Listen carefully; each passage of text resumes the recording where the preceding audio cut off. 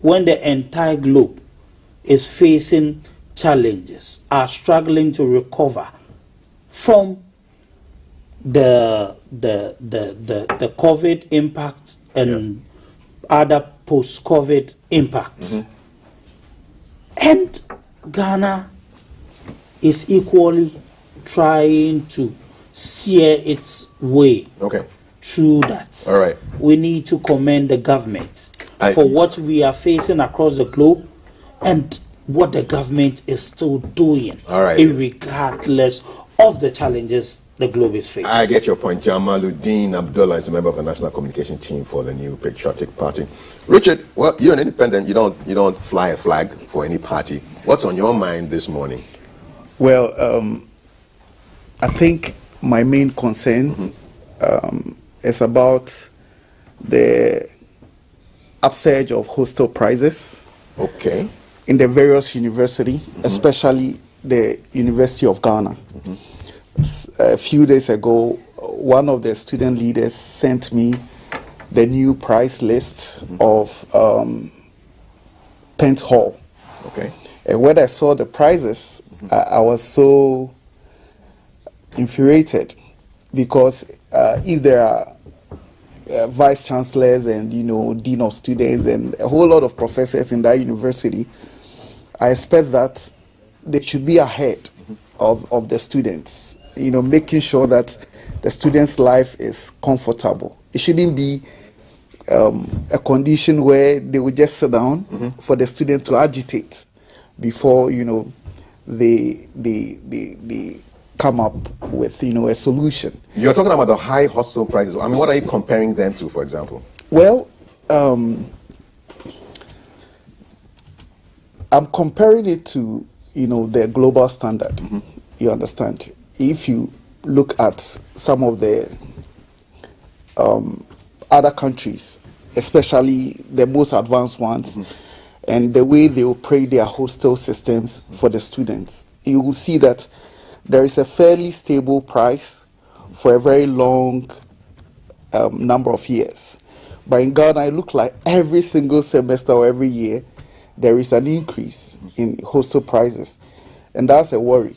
I was speaking to a friend in Japan, and he was giving me, he went to the University of Tokyo, and he told me that for the past 8 years, there have not been any increase in hostel fees. You don't increase your hostel fees? They do, but for the past 8 years, it's relatively stable. And when you look at the prices and you even compare to Ghana prices, then it seems that our prices here in Ghana is even comparatively higher than Japan. Yes, if you want to compare, both based on the quality of the facilities and all that, you can clearly see that Ghanaian prices are exorbitant than the Japanese prices. Yes. I was also thinking about this over the weekend, and I asked that question. People should tell me what they are paying for per semester. You had 1,400 a year. You had people saying that they were being charged 2,000, 3,500 and above. And I've seen that release. It's a release from Ghana Hostels Association, which actually looks at the prices. And you can have a one in the room with AC, 24,000 plus cedis for a year. One person in a room with AC, it goes all the way from 24,000 down to about 8,500, where you have four in a room at Old Pent. And so these are some really serious numbers, and it worries you as Ghanaians thinking about hostel fees. Yeah, Kafu, you recall when I was running for my office as the independent candidate of Ayawaso West. Fortunately, University of Ghana is in Ayawaso West, so I'm also a stakeholder. I was talking about fair rent index, the need for the leaders to sit down and come out with a fair rent index for maybe the entire country, where maybe certain facilities will be pegged at certain prices. If you take any civil engineer can give you an estimate of, let's say, any building at all. If you take the current rate of materials in Ghana now, and you want to build, let's say, a 200-room, 10-story building, that will cost you an average of 60 million Ghana cedis. That in dollars is about $7 million, right? Because the cost of the materials are known. The cost of cement, the cost of iron rods, the cost of... So buildings can be quantified. And your argument is that people are just increasing the rates too high. Yes. People are just taking advantage of the fact that, or maybe there is a price increase here, so we have to increase the price here and a whole lot. And that is becoming a very worrying trend, not only in the university, but around the constituency. But I believe that the university should be a model for Ghana. And everything that will happen in the university will have a ripple effect on the rest of Ghana. So if the university are operating well, they're ensuring that students are paying fair prices, and everything in the university is meeting the right standard, then the other communities will follow. But if the university is doing the wrong thing, how do you expect those outside to also do the right thing? Good questions from Richard Amagache, who is on our desk this morning, worried about the escalating prices of hostel accommodation in Ghana. Some people are saying even the hostel accommodation looks like it appears like it's even more expensive than the fees itself. You know, so the roof is higher than the education you are getting. 055-556-1034. What are your thoughts on hostel accommodation? That's what Richard is talking about. The improving economic situation, which is what Jamaluddin is interested in speaking about. I'd love to hear from you on that. Let me just run through the headlines and then I'll bring in our other guest on the set. So, Daily Graphic, UGK University run unapproved courses. Authorities move to rectify the anomaly. The president is asking Portugal to support our quest to transform the economy. Parks and gardens are crying for swift help. 90% of their workforce is near retirement, and the Ministry of Health is being commended for the introduction of the CHIPS initiative. Those are the Daily Graphic headlines. The big one has to be UGK and UST. Now, Ghanaian Times, commit more funds at local level, says Dr. Boachi Yadom. And we also have in the Ghanaian Times, our presidential primary is not a rich man's contest, Dr. Baumia. But minority parliamentary boycott is complete sabotage, says majority MP, but South Dai MP disagrees. And then with the finder, Daily Analyst, I beg your pardon, Interior Minister must act swiftly, says the GJA, over the leak tape issue. The IGP is saying they don't engage land guards to protect lands. The Vice President is cutting sword. He's cut the sword for a 100-bed hospital at Ejura.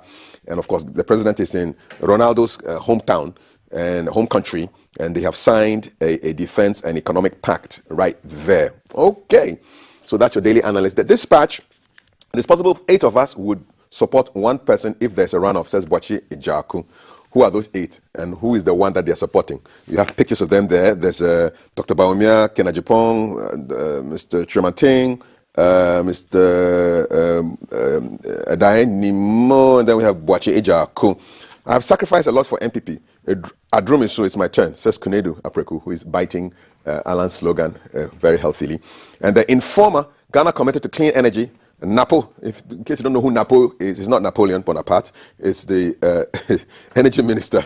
And because of the nickname, I've even forgotten his name, but that's how it goes. Jogate points fingers at GIIF, and the military and the military police deny land guard tag. So those are the headlines there. The last one, Finder, Agenda 111 bricks suppliers cry foul over unilateral substitution of compressed earth bricks with cement blocks. So there's some switch going on there where they're not happy with. Dr. Okoto talking about linking agric diversification to economic development. And, so those are the headlines in today's papers. We've been joined by Adel Umar, who is a National Communication Team member of the NDC. Adel, salam alaikum. Good to have you here. As we know, we want to know what's on your mind. Jamaluddin spoke about the increasing economic fortunes. I mean, things are going on the upturn, and he believes that we should commend the government for that. Richard has spoken about the skyrocketing hostel fees in the universities, with specific reference to the University of Ghana. What's on your mind this morning? Kafu, a warm good morning to Saul Jamaluddin and our brother. And Kafu, I'd like to indicate that this morning, in fact, over the weekend, last week, something has been bothering me pretty much. And it has to do with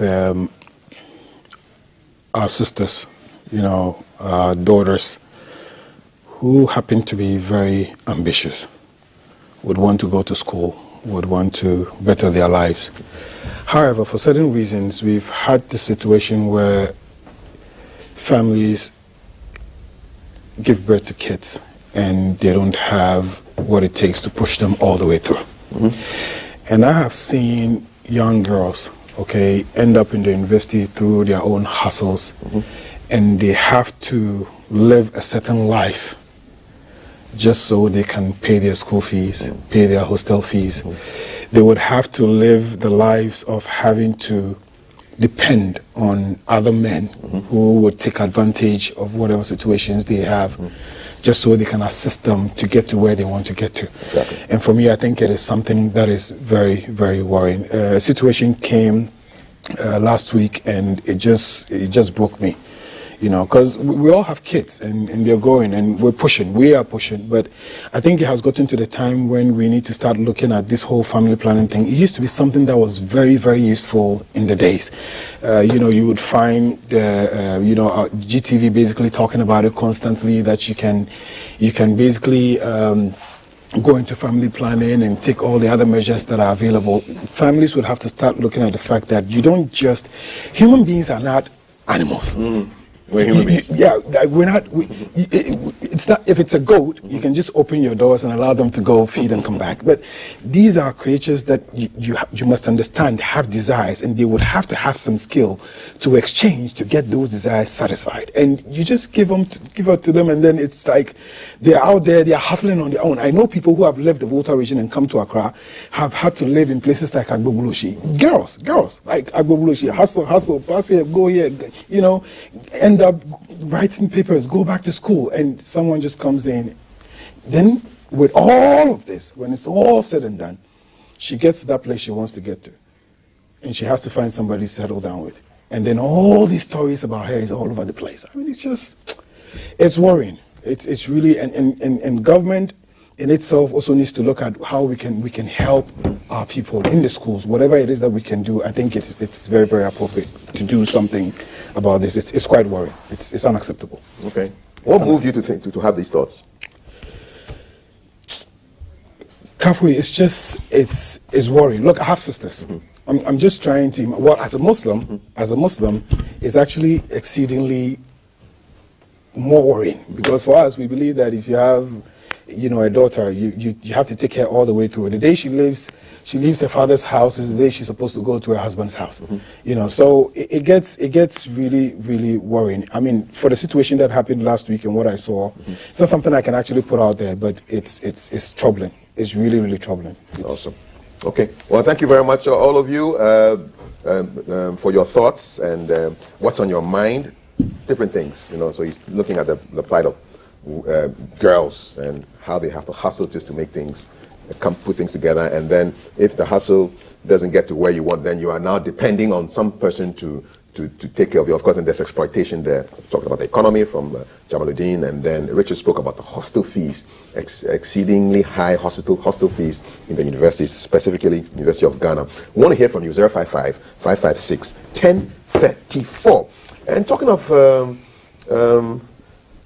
issues of national importance, security is a big one. And so at Garu in the Upper East region, residents are worried about the influx of immigrants into their towns and homes. So the MP of the area, Albert Akuka Alalzuga, visited those immigrants in some communities in his constituency to get first-hand information about them. And he expressed the need for the government to create camps to house these immigrants for the safety of the people in the area.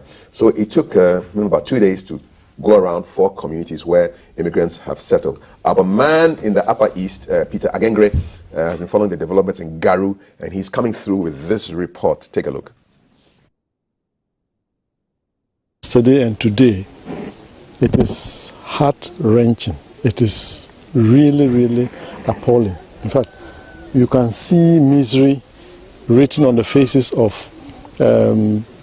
fellow human beings. In fact, the narration that I'm hearing I was interacting with one of the women.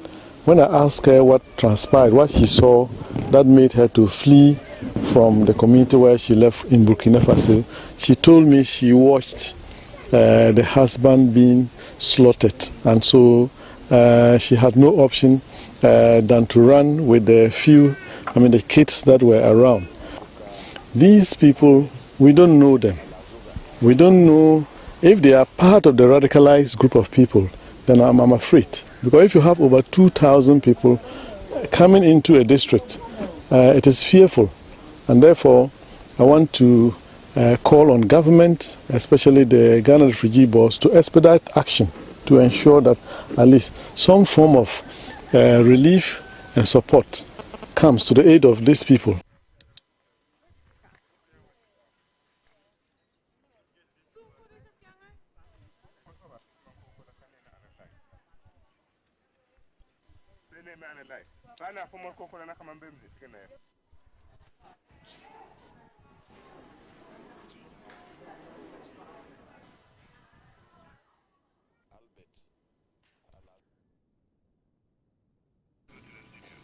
Okay, so just a couple of days back, I think I had the MP for Sisala West speaking about this particular concern, that you have people coming in from Burkina Faso, escaping problems over there, and it's making that part of Ghana unstable.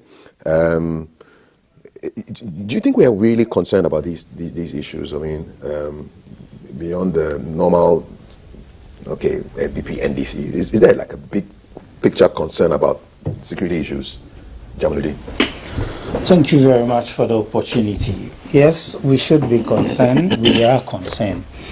You see, but the issue of the migration of our brothers and sisters, either up north or towards Côte d'Ivoire, from Burkina or Côte d'Ivoire, due to the instability within their territories, it's a matter of concern.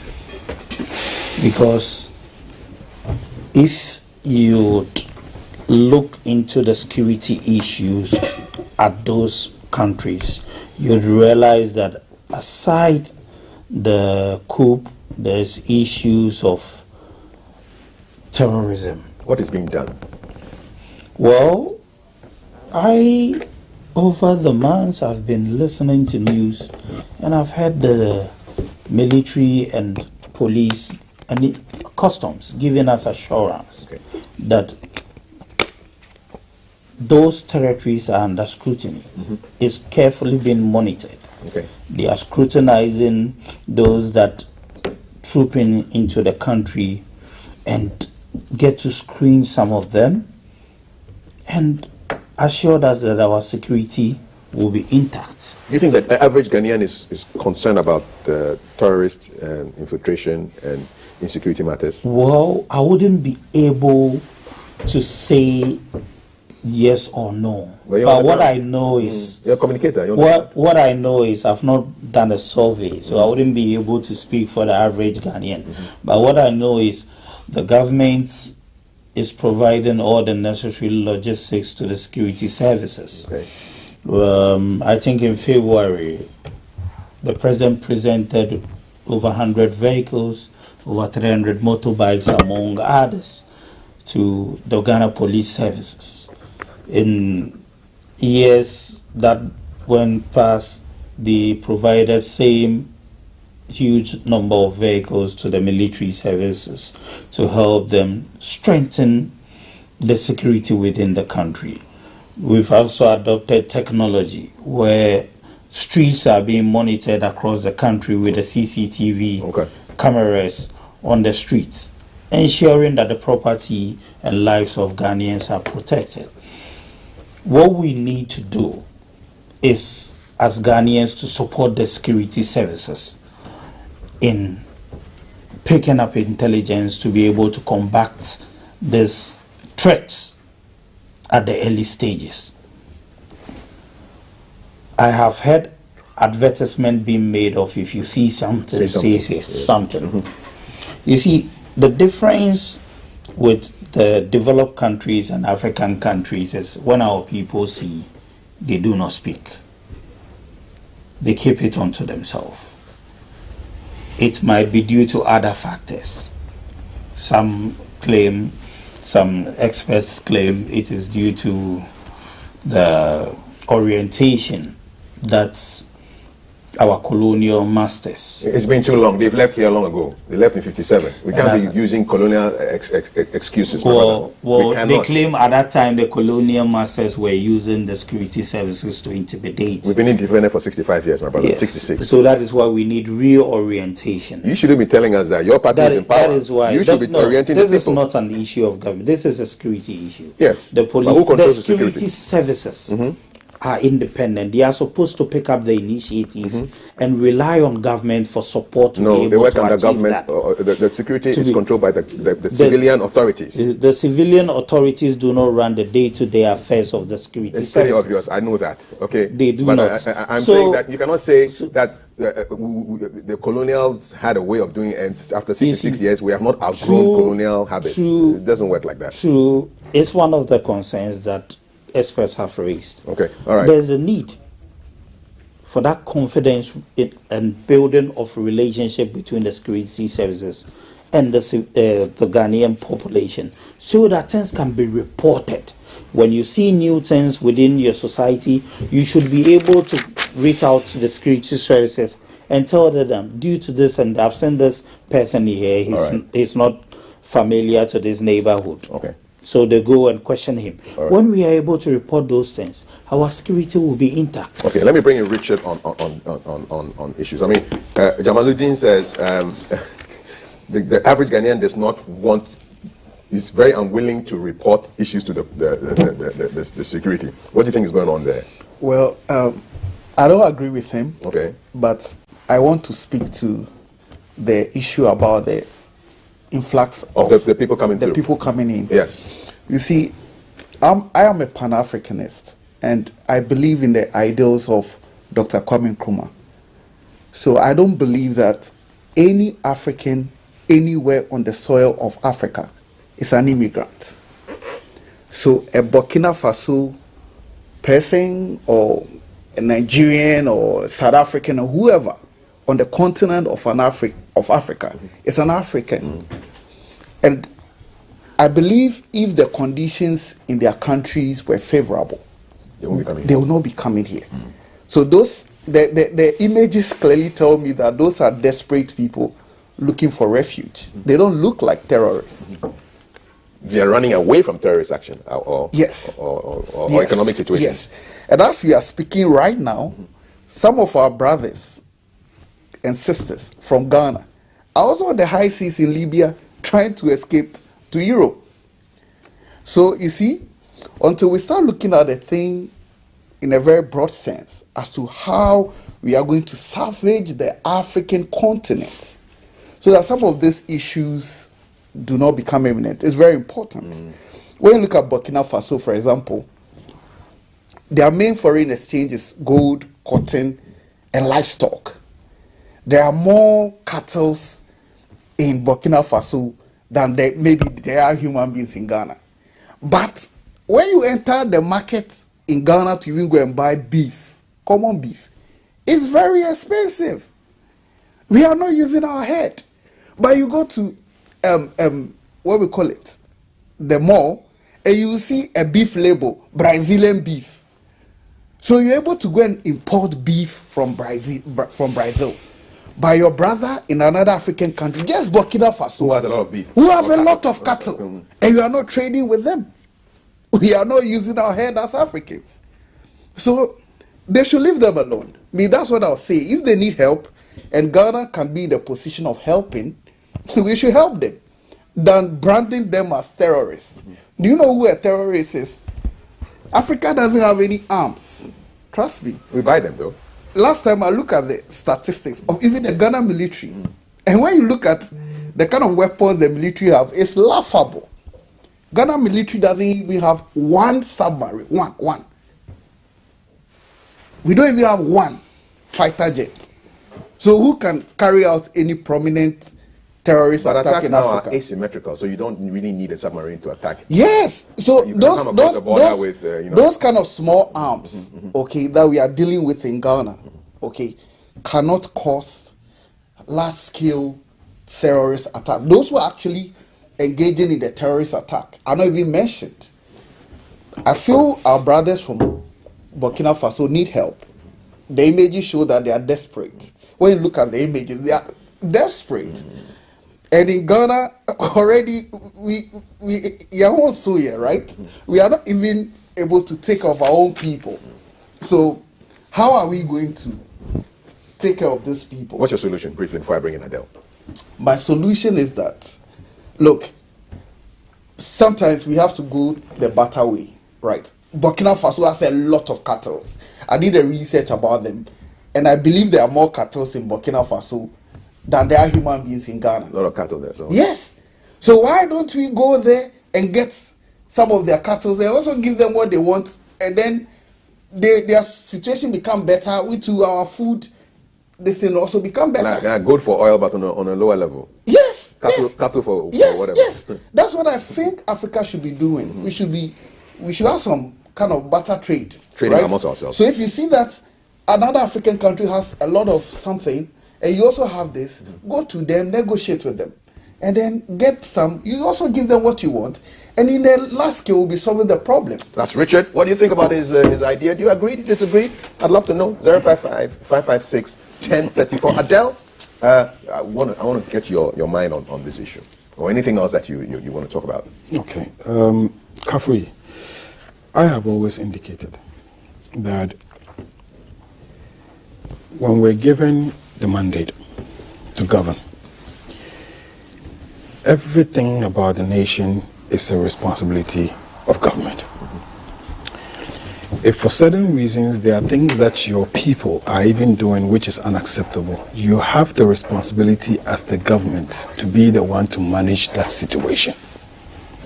So for instance, in the past, NCC would go around the communities and talk to people about family planning, like I indicated earlier on. Mm-hmm. And we'll play on GTV that family planning is something that we need to work on. Sure. Why?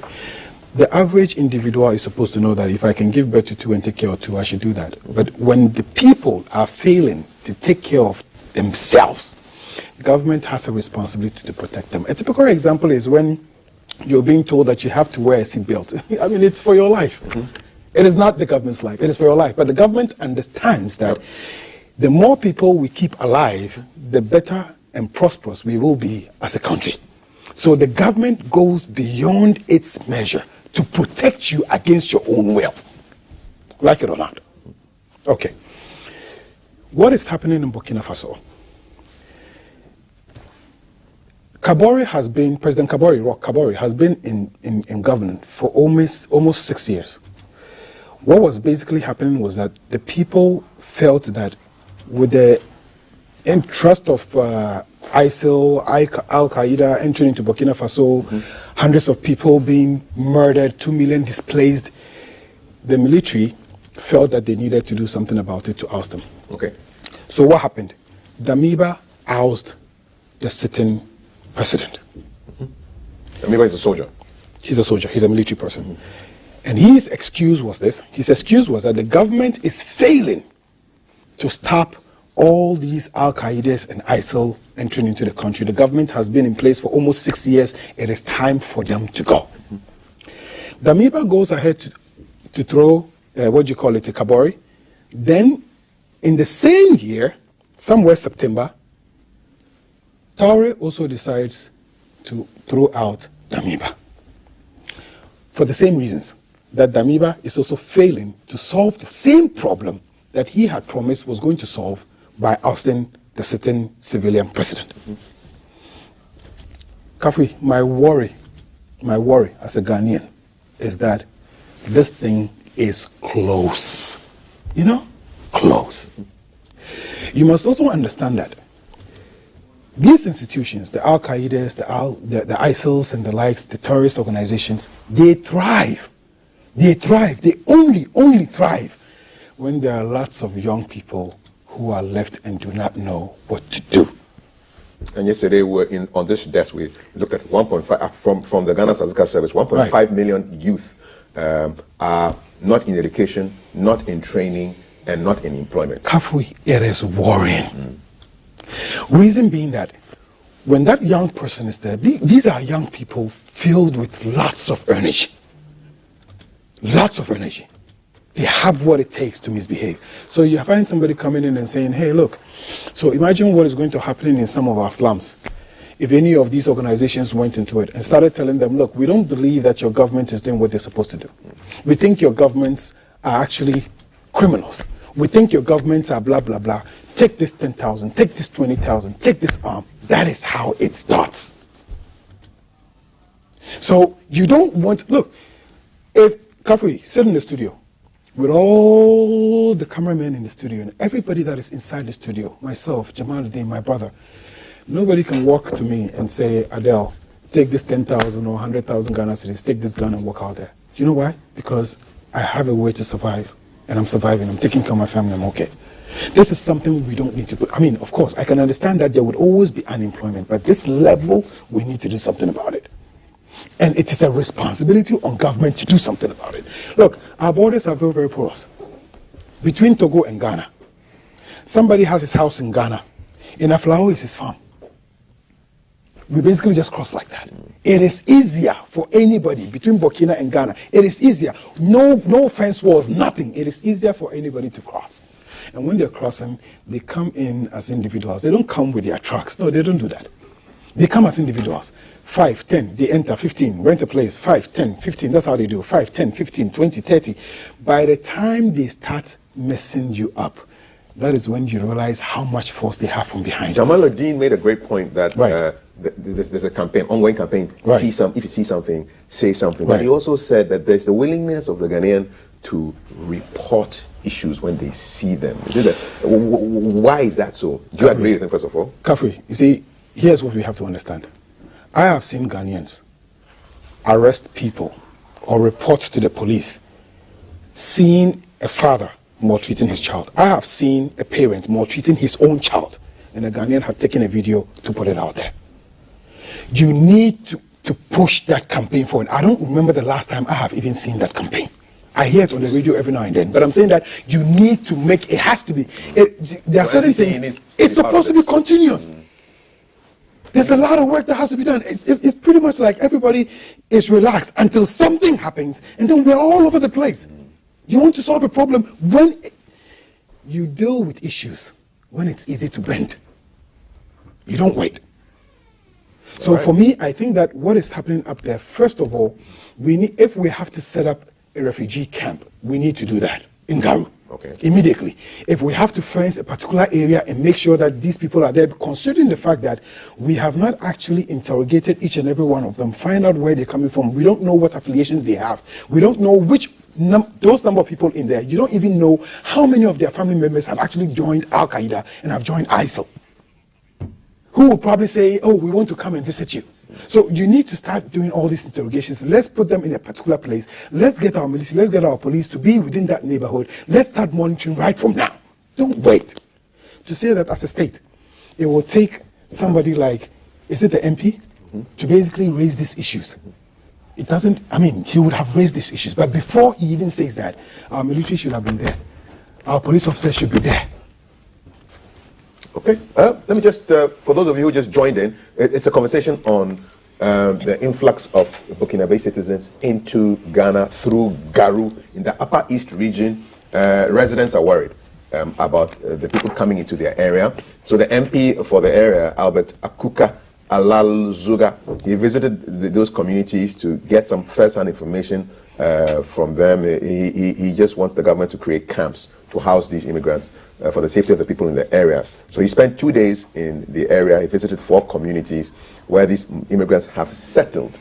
And I'm sure for a lot of them, it's just like they're just stepping to another part of their community because, as Adele said, the borders are, for somebody who has a family straddling Ghana and Togo, or Ghana and Burkina, or Ghana and Cote d'Ivoire, the borders don't mean much to any of them.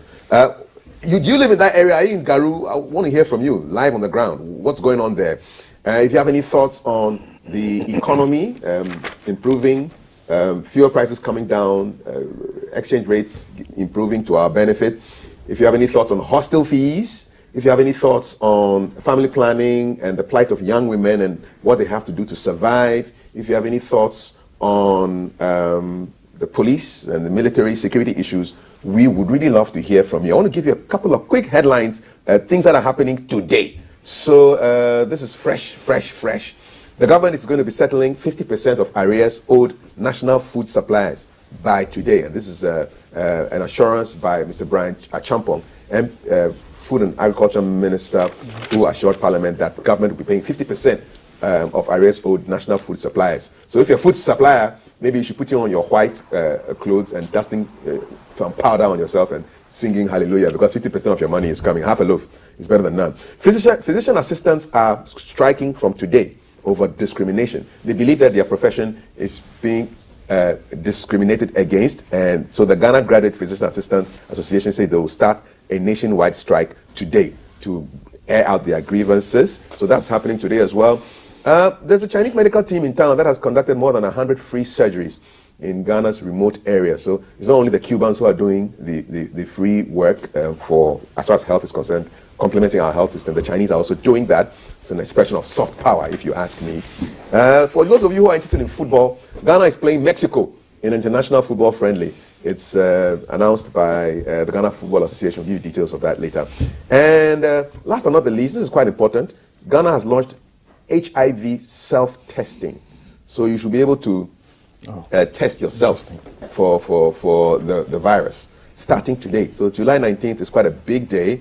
And on another health note, the 7th National COVID-19 vaccination exercise is beginning from today, July 19th. So these are some headlines for you this morning on the health tip, and then as well on issues of football, strikes, and monies that are being paid back to the citizens. 055-556-1034. I'll get to your messages in a short while. Jamaluddin, you have any comments you want to make from what Adele said? I'm sure Richard is waiting to say a few things. Yeah, Jamal, go ahead. First of all, you see... Can I cut it to Jamal? Yeah. Yes, or I should just give the You can cut it to Jamal. All right, Jamal. First of all, what my brother said, I needed to let him understand something on the issues of security. Sorry, you pay for 5 families TV license on the based issue on that sound of security. You see, you might be privy to certain information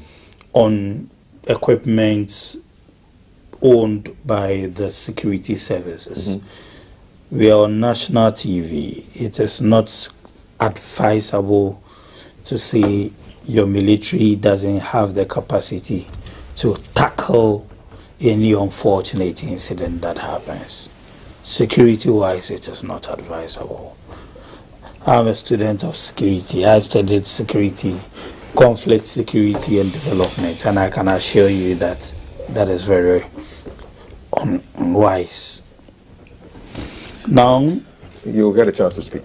Back to the issue of the influx of terrorism within West Africa and what subsequent governments have done to ensure that it does not overflow to this place.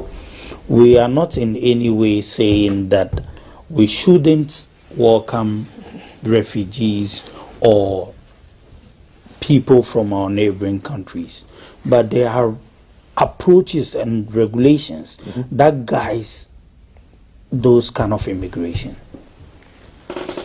I have been following the news, and I know in Boko there's a camp, the security is there, but what we don't know is the borders are porous, and you see it is a whole stretch of the upper east and west. People easily come in through unauthorized borders, through the bushes. So when Ghanaians pick that intelligence, that people are coming in, our neighbors are coming in through the bushes and forests, there is the need for them to report. Okay. We even have the National Emergency Center. We need to encourage people to report, to say something. that is what can protect all of us. Yes, these people take advantage of unemployed youth. From government to government to government, have all contributed to creating opportunities for the youth. The successes given, you said yesterday, that a significant amount or a significant percentage of the youth have been identified by the Ghana Statistics Service to not have anything. No education, no training. No training, no employment, nothing. These people are probably from a less privileged home. These people are probably from broken homes. They might have not had the opportunity some of us have gotten. I always tell people, today I'm seated here and I can tell you I went to the University of Leeds. But if I hadn't benefited from the free SHS instituted during the Nkrumah administration for the northern sector, who knows where I would have found myself at this time. Okay. So we need to find ways to absorb these youth. We need to find ways. And that is why the government of the day has instituted the free SHS program. Having to push the over 100,000 youth that do not make it to the secondary level to make it this time. So it's a game changer. Yes, indeed. Most of them whose parents cannot afford basic amenities would have the opportunity to be educated. I went to SHS through free SHS, and when I came out, after 3 to 4 years of being home, a Good Samaritan paid for my fees. It paid for my admission fee. Okay. That opportunity would also be made available to other people. So that's your argument. They can also equally get scholarships. Indeed. Okay. And even if they complete the secondary level and they did not make it, at that time they are matured enough to know that this is what I can pursue as an entrepreneur. Alrighty. To be able to get there. And the government through the Youth Start is also supporting entrepreneurs. Okay. Come with your ideas. All right, Jamal. The government is ready to support you. And other private agencies are equally doing same. We need to commend them. All right.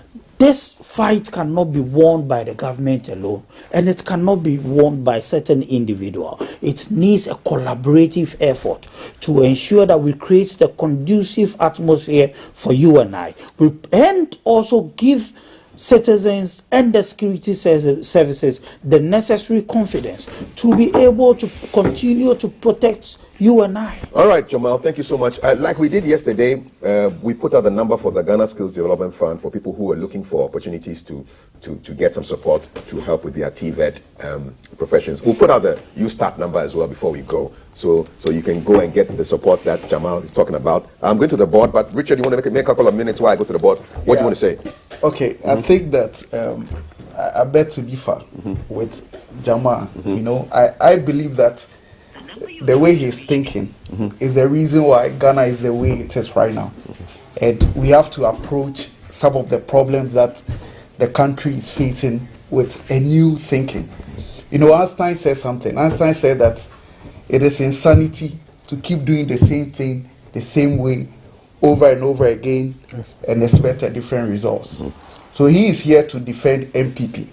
So he has put his brain on autopilot. I'm not a party to that. I'm an independent-minded person that is approaching the issues that are on the table with an open mind, looking at the broader picture and what will actually inure to the benefit of the country. Like I said earlier on, with the issue of the influx of the immigrants into the country, my brother from the NDC, please, what's your name? Adele, he also made mention about the porous border and all that. I don't even believe at the first place that there should be borders in any part of Africa. You want a free-for-all? These borders are artificially imposed by the colonial masters. Now we are independent. Why are we still keeping it? So it should be borderless like the EU? Like people can drive through? In Europe, you can move to one country to the other. They don't put any kind of fence in whatever there. So why are they also not talking about porous borders? If a German moves to Luxembourg, they don't see the German as a threat. If a German moves to Netherlands, they don't see the person as a threat. So why should our brothers from Burkina Faso move to Ghana and all of a sudden we are tagging them with Al-Qaeda and ISIS and all what sort? Because they have some issues in their country they're running away and look at the images that was displayed on the TV. Are those people, do they look like terrorists? They are immigrants, but they are running away from a problem in their country. So that clearly tells us that the problem is bigger than we are seeing it.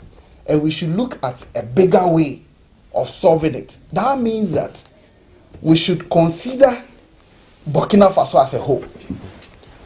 If we have 100 people moving from Burkina Faso coming to Ghana, that can tell you that maybe if we give the next 2-3 years, there can be 1 million of them coming in. So until the problem that is in Burkina Faso is fixed, they will still come. Kafui, do I get a bite? Yes, you get a bite. Yeah, quickly before I read the message. Okay, so Kafui, listen, two things. First of all, I agree with you with the fact that, there are borders and all of that, I agree. But you see, the Europeans and the Americans have gotten to where they've gotten to because of years of work and some kind of communication that allows that. If Ghana wants it and Togo doesn't want it, how do you do it? It's not possible. So we need to start having that conversation in general. Africa as a whole, how do we do? We tried with ECOWAS and the likes. Then I come to the issue of, what Jamaluddin said about what the government. Personally, Kafui, I don't think that this government has invested enough to make sure that the youth have found something to do. You see, there was a reason why the NDC decided to go into capital expenditure. When you build hospitals, who works in it? When you build schools, who works there? You need to put up, when you build an airport, who works there? So when you put monies in projects that can pay for itself. So when you build Terminal 3, it's paying for itself. When you build Atuabo, it pays for itself. So you don't have all these hassles. Today, Atuabo, NCA structure, there are people at the NCA structure that we put up, there are people who are renting shops underneath and then they're having to pay for it. So there's a lot more government needs to do. It is not, if you do free SHS, the average person who is out there and is strong enough to work, who is looking for a job, he's not looking for school. All right, let's go to the messages. Otherwise, my people, you get a minute to wrap up. Let's do some messages. To be fair to my people who have been spending their credit. All right, so 055-556-1034. Adele, Jamal, Rich conversations from my gentlemen. Messages coming in. These are your views. Good morning, boss. Tina, interesting submissions from Rachel. We can start trading with them, especially in tomatoes and basic things that our market women travel overnight to get. It will save them the struggles they go through before getting the goods. Good morning, Kaf and crew. What gets under my skin is that when political parties are in opposition, they seem to have solutions to every problem. But when they are in power, they defend everything. Listen to the NDC and NPP reps and the other one who says he's a Pan-Africanist. It's sad. We'll remain where we are even if there's a change of government. We need to take bold steps, drastic decisions if we have to move forward. We talk too much in Ghana. We need to stop relying on government for jobs. Eric says citizens will do the right things when authorities behave well. It is not the body that controls the head, but it is the head that controls and enforces what the body should do. Some Ghanaians travel to other jurisdictions. They do right by boldly reporting when they see wrong things. So what stops them here to report bad incidents? Okay, thank you. Good point. Good morning, Kafui. I really love your hat. My hat loves you too. Engineer Samuel Alifwe from Sasabi on the Dodowa Road. Loving the show this morning. Thank you. We've got great guests. My question to the NDC rep speaking American English. You guys. Well, his comments on girls in Accra streets could be due to population impact and data planning challenges by local government systems. Alaji Dawuda Madina Estate, who always wants me to speak very slowly. Isaac, it's a long one. As a trained security officer, I believe there are more classified information that our security agencies are working on. So I'll urge social commentators like your panel to be economical with their information. Yeah. Okay, and you have an issue on saying on national TV that Ghana has no submarine and no fighter jets. This is serious. Okay, maybe we need unclassified information from the security agencies to brief the nation on how prepared they are. Burkina Faso, instead of the military going out to fight the ISIS and other insurgents, they rather overthrew a civilian ruling government. May God have mercy. Good morning, Excellencies. Good morning to you, Excellency. More messages, 055-556-1034. With all this hullabaloo about accusing the state security agencies of protecting people's land, what are we also doing about the menace of land guards terrorizing individual developers? That's a good point. Yeah, the land guards terrorize more individuals than state organizations. So let's go after the land guards and deal with the situation.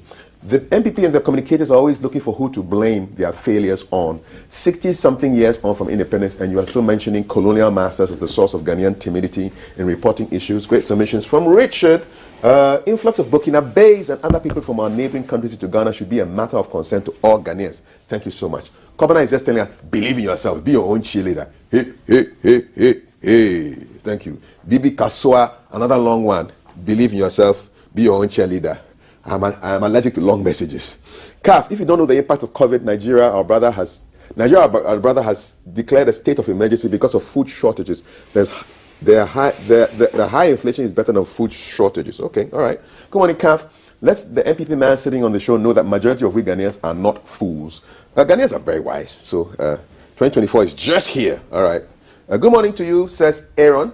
And he gives us a long one. And you know, I read the beginning and the end. Ghana is noted to be one of the most peaceful countries in the African continent. We should see each other as one people before the Creator.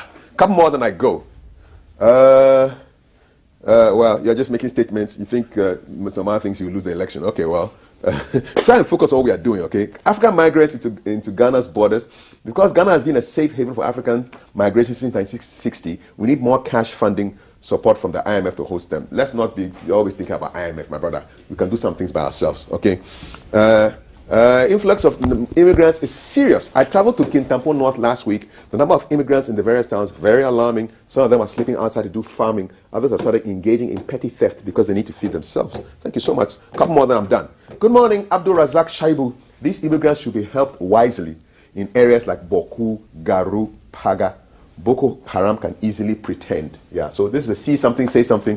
Good morning to you and your panelists. I'm Ibrahim speaking from Ningo Pram Pram, enjoying the program. Thank you. Good morning, CAF. Security situation in the northern region is low because of several unapproved routes and also villages around the border towns speaking the same language with borders in Burkina.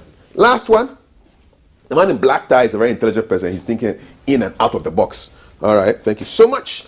We are done. Land guard issues can be stopped when affordable houses become continuous priority, says Eric Finn. How was she? Okay. All right. And you are just spamming us with John Mahama. I won't read your spam message. All right, gentlemen. We are done. Quick 30-second last submissions. Start with you. Well, when he was making his point, he said, because I'm MPP, I'm here on autopilot. That is inaccurate. I spoke as a student of security. Okay. And I'm telling you, it is not right to sit on a platform, demonize your own security agency that is making sure you wake up every day, move around peacefully. If you remember, somewhere last year or two, some people were picked up at Savalugu connected to terrorism.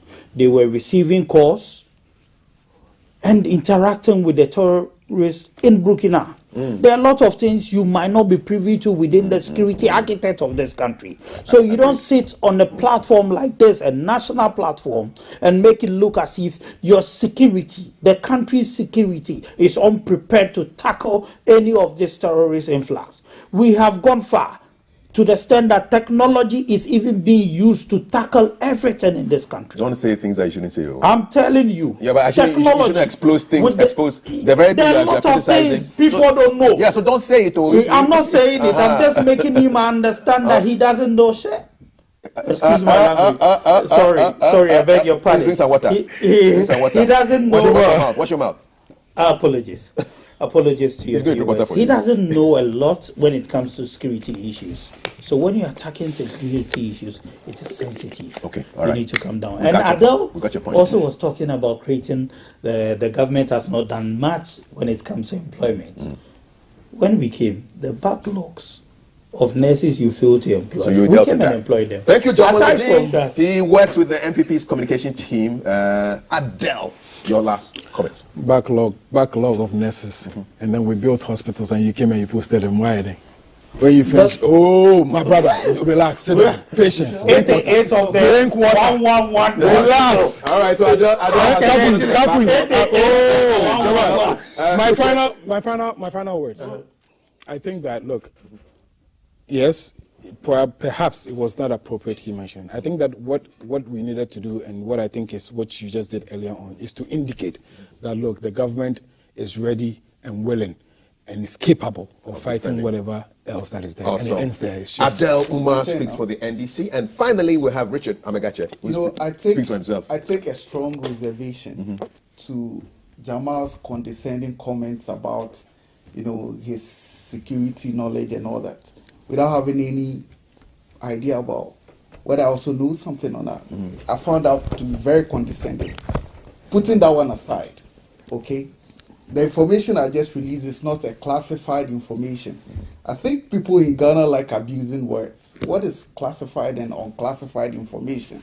You can go online right now and Google military strength of all the countries in the world, including Ghana. You will see the military strength of every country, the number of Navy officers, the number of soldiers, the number of Air Force, the equipment they have is there.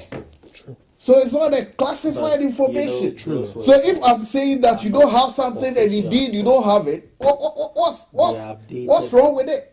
As and when. Please, he used the word demonizing security service. How would you just say that our military doesn't have, our navy doesn't have submarine, amount to demonizing? He's virtue tripping in the wrong way. In those kind of monologue, NPP, NDC communication. At this point, you don't necessarily need submarine to protect your seas. All right, okay. You don't necessarily need submarine to protect your seas. But there are a lot of countries that but there are a lot of countries that do not have submarines. Thank you. Their seas are protected. But you just hackled my guest. Don't do that. I'm sorry. You're done. But you see, the point is making to intervene. Your point is made. Richard, okay, so 30 seconds. 30 seconds. Yeah, good. Don't waste my time. You've given him another 30. So we'll get 2020. Honorable viewers, okay, I think where we have got to in Ghana, we have to do away with extreme partisanship and polarization and deal with the issues the way they come, suggest solutions for our country without being unreasonably attached to our political affiliations. And that's the only way we can go forward as a nation. Thank you so much. I said that our security services need more equipment. So if the president is listening, please kindly get a submarine for our navy, so that if somebody is tapping our oil away, we can be able to monitor it. Thank you very much. You're welcome. Richard Amegache is a petroleum engineer, and he attempted to wrest the Ayahuasca West seat in 2020. Are you going again this year? It's early days yet. It's early days yet. Jamal, I don't know whether he's running for any elected post. Last year too, I think the Navy received a couple of boats from the government. All right, so we got some boats. Good news, Jamal. And then Adele also speaks for the NDC. Gentlemen, thank you so much. I really enjoyed this very invigorating conversation. Up next is a conversation on social media for positive impact. Abena Manokikame. Hey, what the word? What the name? I love it. Abena Manokikame and Nanati. It's a beverage. He's going to be here. They're going to be here with a conversation on social media for positive impact. And then Yabasare is happening at 9:30. Don't go anywhere. Anyways, coffee for 3 quarters.